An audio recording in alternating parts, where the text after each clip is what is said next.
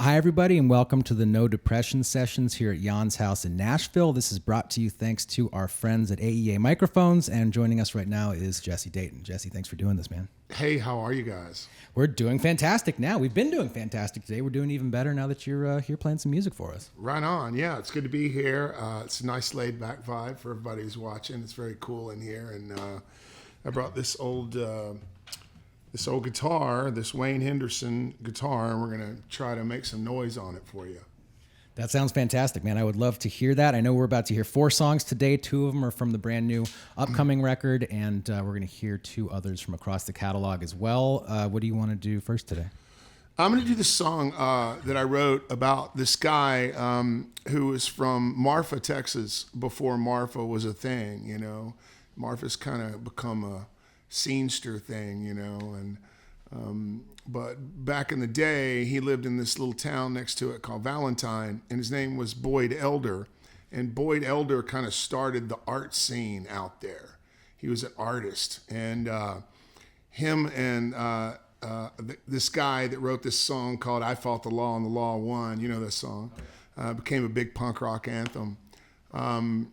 They went out to Los Angeles in a Cadillac in the 60s, and his buddy wrote the song and became a huge star, and Boyd started doing these sculptings, and he met Dennis Hopper out there, and Dennis Hopper turned him on to acid. He'd never done acid before, so he went out to his Cadillac and he got these longhorn skulls from these ranches outside of Marfa, and he started painting them all these colors. And this is before that you could go into truck stops or Buc-ee's or wherever and buy, you know, painted Indian Western, like no one had ever done this before. So Dennis Hopper sees these skulls, and he's like, oh my God, this is the future of art. And so he does this big art showing with the whole Los Angeles intelligentsia was there. Ed Ruscha and, you know, all these uber rich housewives from Beverly Hills showed up, and Boyd made more money than a show dog could jump over. And Boyd ended up doing the skulls for the Eagles, their records. You see the skulls on the Eagles. But anyway, he passed away during COVID. And I drank with Boyd in Mexico, and I thought, and Boyd was a really handsome, brutally handsome guy. He looked like Clint Eastwood's stunt double, like on the spaghetti westerns, you know. And I was like, I gotta write a song about Boyd. So this is for Boyd. Here we go.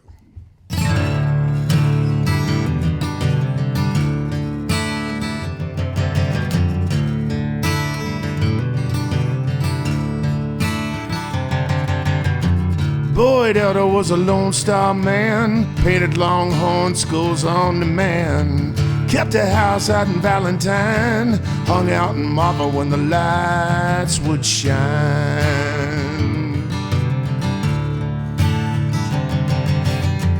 Boyd liked his silver tequila, lost horn saloon with Sheila, said LA was so illegal, back in the 70s flying with the Eagles.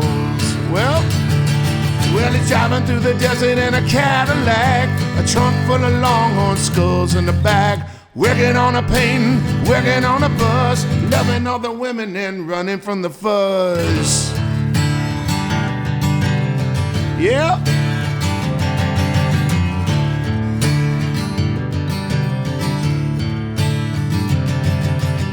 The cartels had a lot of dough to fill Boyd's skulls with keys of blow. Said he turned them down nearly every time. He just couldn't take the pressure on the borderline.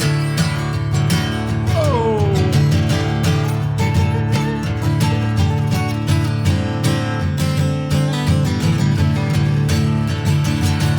Well, El Chingadero was a solo show, high desert art from Presidio.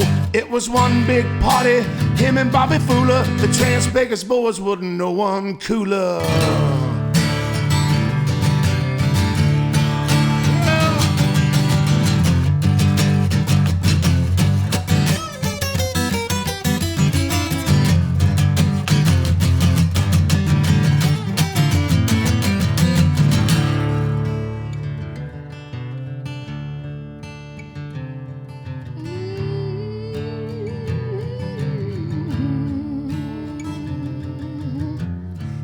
Boyd Elder was a Lone Star character. From Mexico to the west of America. He'd pick 'em up, Jackie let 'em go. He said, hey baby, now que paso, honey. Boyd Elder was a Lone Star man. Painted longhorn skulls on the man. Had a house out in Valentine. Hung out in Marfa when the lights would shine. Well,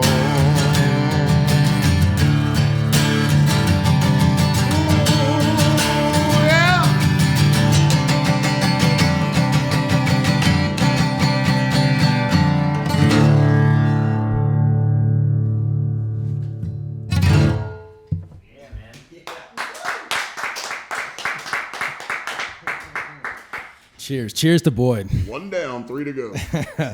That was fantastic, man. I wish I was not familiar with Boyd Elder until just now, and I'm glad that I am. I'm glad that you got a chance to enjoy his company. It sounds like a whole lot of fun, man. I wish that I had gotten to make his acquaintance. Yeah, he was super cool, and everybody in Austin who was in the music scene who would go to Marfa and play shows would always run into Boyd. And, you know, he had the cowboy hat and the boots and the whole thing, and it was the real deal, you know. It was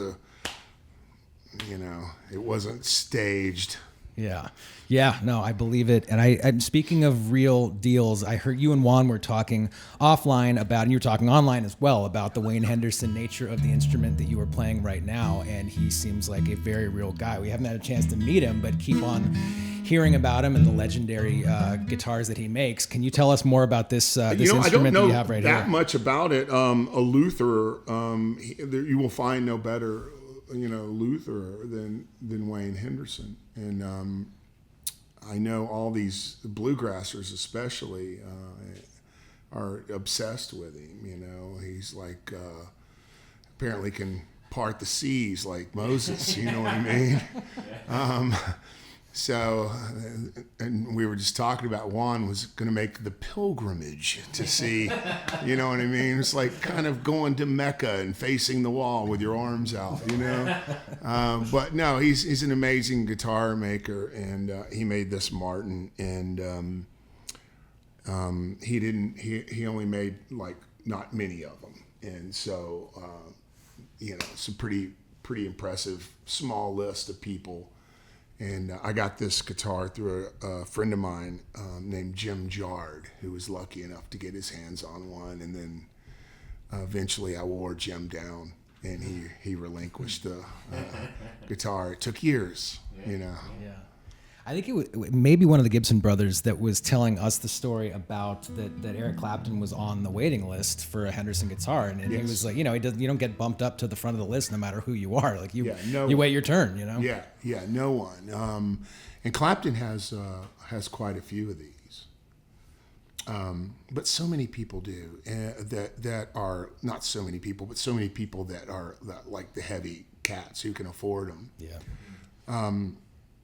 But my guitar nerddom is limited more than people. People always think, because I came up playing guitar for a lot of people. When I was younger, I was on this show here in Nashville called Crook and Chase, and it was this it was like I don't mean to be snobby or anything. I'm from Austin, but it was like one step below like the Christian Broadcasting Network, like it was super square, and they had the high hair and hey, how you doing? Welcome to, and it was that kind of thing. And I was this kid straight out of the Continental Club in South Austin, grew up around like heavy counterculture, and didn't really fit in. And everyone, this is the 90s when everyone had those Garth Brooks neon shirts on and their sweet mullets,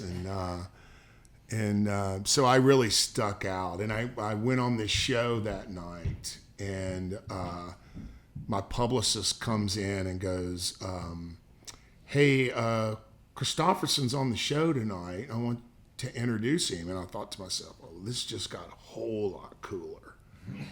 My mom's crush is here. And so I met Chris, and we hung out, and we ended up going to the Gibson Guitar Factory that night after the show. Smoked a fatty on the way over. Of course. Talked about Bukowski and all this great literature. He was Chris's, the Rhodes smartest scholar. guy in the room. And then the next morning, I was in this Fleabag hotel because I couldn't afford to stay where all the country stars were staying. And Waylon Jennings called me and said, "Hey, Hoss, I saw you on the TV last night with Chris.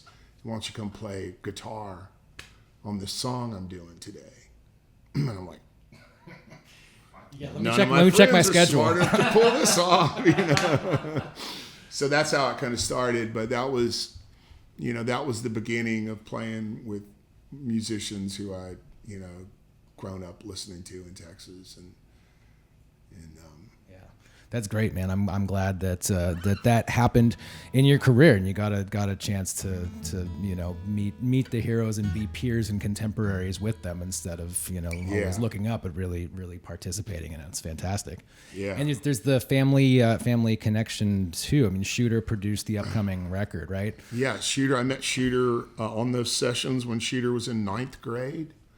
I think he was 15 or 16, and now, it's no wonder why he's become a Grammy award-winning record producer, because he grew up in studios, and he hears parts really quick, and he has what they call big ears, where he can hear parts. And we made the record in 5 or 6 days. It was astonishingly fast. I just made a record with Samantha Fish, a duets record, and it took 10 days, and everyone was like, "That's crazy."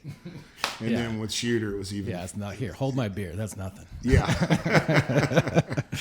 Well, cool, man. Are we gonna hear one next that is from that Shooter produced record, or what do you feel like doing second here today? Yeah, that actually the Boyd Elder is going to be, that first one is on the Shooter record. Yeah. And the Shooter record, we call it that jokingly, but the record that Shooter and I made together. And let me try another one. I wasn't going to do this one, but it's called "Angel in My Pocket," and it's a song that I wrote.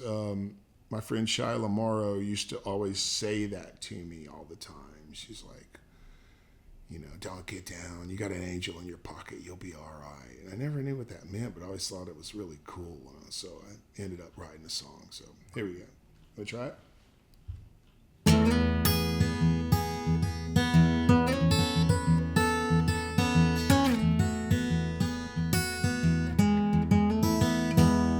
I got an angel in my pocket. I walk around with all the time. When the mean old world starts picking on me, well, the angel starts to shine. A tiny glow in my front pocket, in my faded Levi jeans, gives me enough strength to make it through damn near anything. And when it shines, shines, shines, Lord, it shines. Well, I pick myself back up more times than I've been knocked down. Broken bones and hearts on motorcycles, riding at the speed of sound. But that angel in my pocket always gets me home to you, where my secrets are safe and this love we make feels warm and pure and true. Well, you know that I miss you, darling, when I'm gone more than half the time. And on nights when the tears are falling, hey, my pocket shines, shines, shines.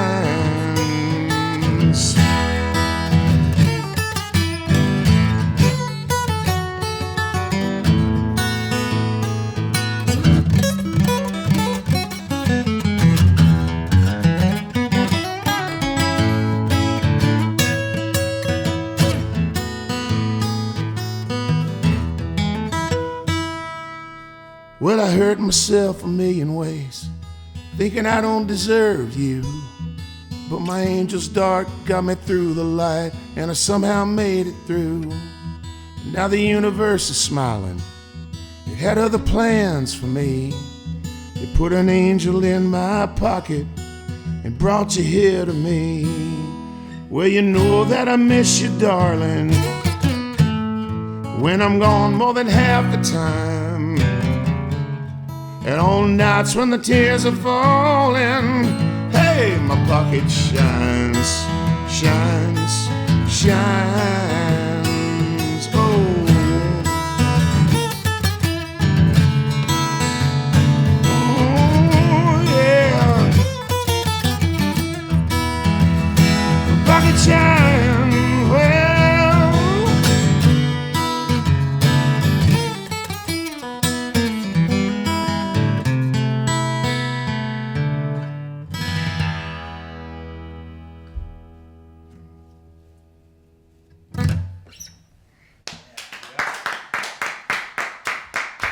So sensitive. Man, that sounds great. It's all I forgot to cheating tell and you. drinking songs from here on out, folks. Yes, please, man. I'm into songs of that flavor. I forgot to tell you that we were going to wait till that guitar totally rings out before we start clapping for these. Normally I say that offline, but dude, that guitar rings forever. It sounds so good. The sustain on that, fantastic. Right on. Yeah. Yeah. How do you? I think maybe we just roll into Another number one? 3. Yeah. Yeah. Yeah.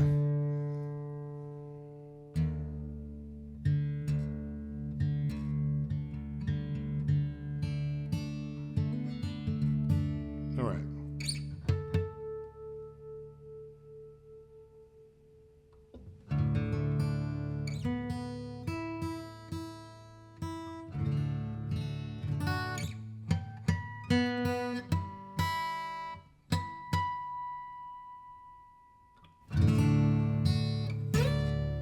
All right, this is kind of got that East Texas country blues thing. What do you want? 2, and you know what to do.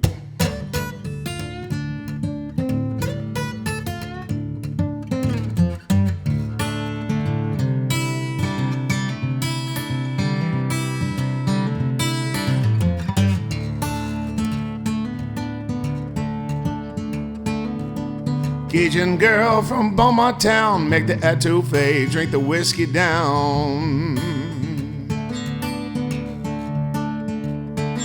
Well, she loved to dance to Miss Barbara Lynn, kept a pistol in her purse, had $100 grin.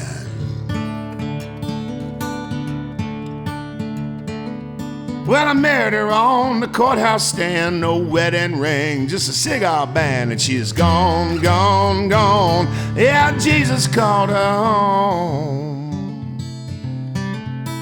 Baby's long gone.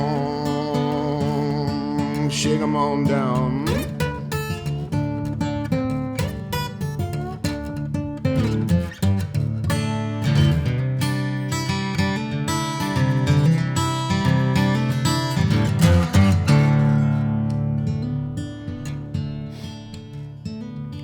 Fishing for bass on the bow bank, making love on the ground by the wine we drank.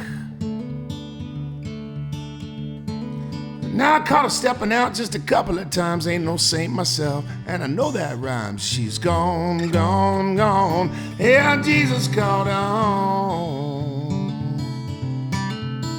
Baby's long gone. Here we go.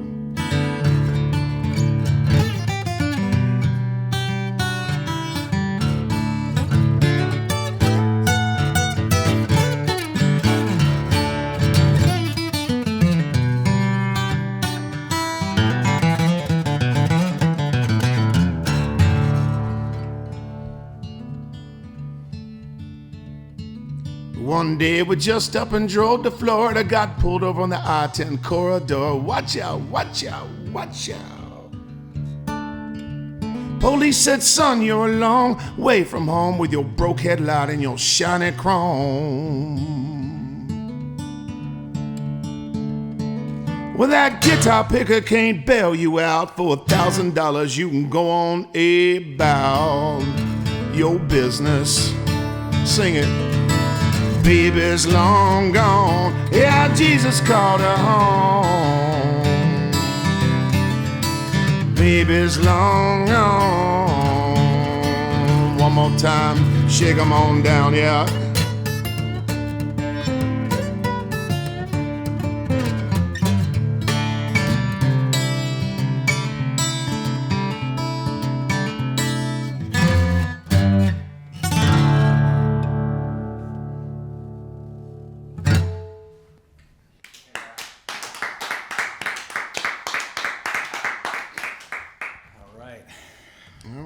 Is that one, is that a fancy tuning or is that a normal?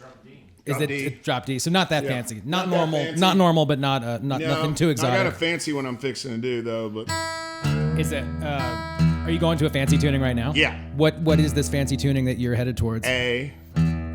It's an open A.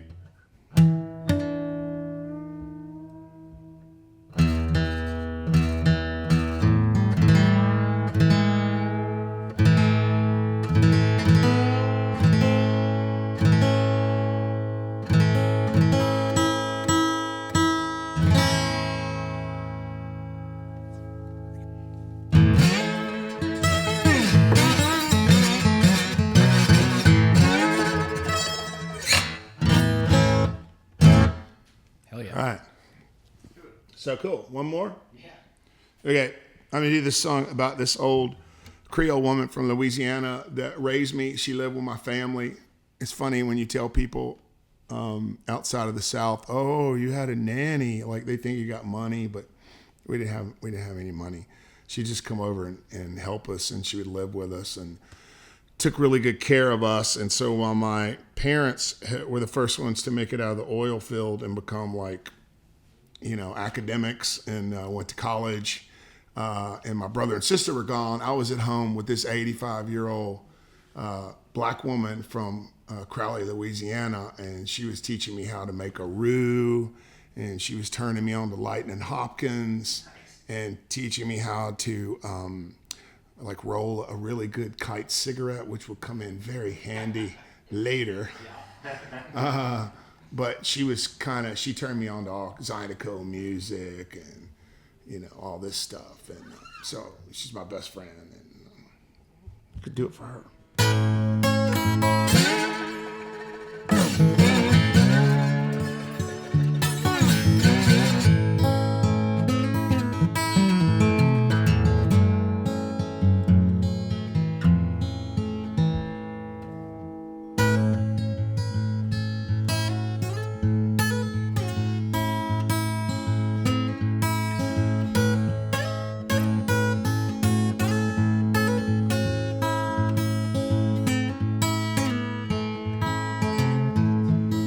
Sweet potatoes cooking in the kitchen on Sunday after church. She's humming along with the gospel station on the radio while she works. And through the house you could hear a voice to the front porch swing. You could hear choking up when the preacher mentioned Martin Luther King. It was a beautiful thing. It was a beautiful thing. Well, it seemed like she lived with us most of the time, but she kept a place across town. Daddy picked her up in his big black Lincoln, all the neighbors, they come out. She said, oh, Mr. Robert Earl, son, well, you've been so good to me. Daddy hugged her neck, said, whatever you need, Dolly, you're part of my family. It was a beautiful thing. It was a beautiful thing.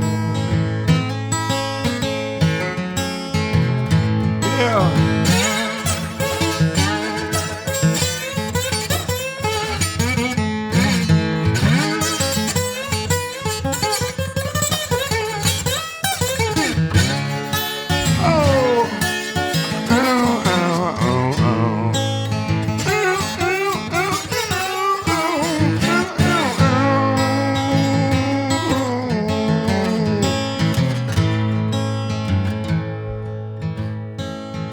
Well, she walked me to school every morning when I was just a little boy. She hold my hand and we'd sing together, you are my sunshine and my joy. Said, oh, Miss Victoria, honey, what can I say? Hey, the black old lady was my best friend, made me who I am today. It was a beautiful thing. It was a beautiful thing. Well, she was born in 1897 on Louisiana-Texas line. And she lived to damn near 90-something, not a sick day in her life. When she passed, it hit us hard, and brother, we all felt the pain. Hey, a funeral was black and white, but our tears were all the same. It was a beautiful thing. It was a beautiful thing. It was a beautiful thing. Oh.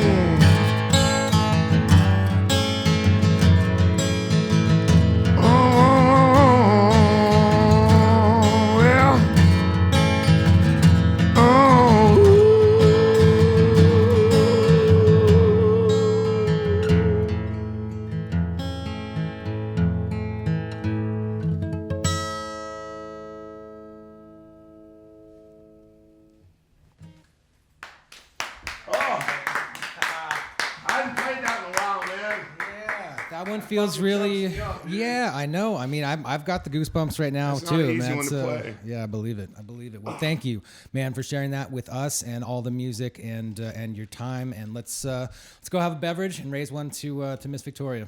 Right on. All right, thank you, Jesse.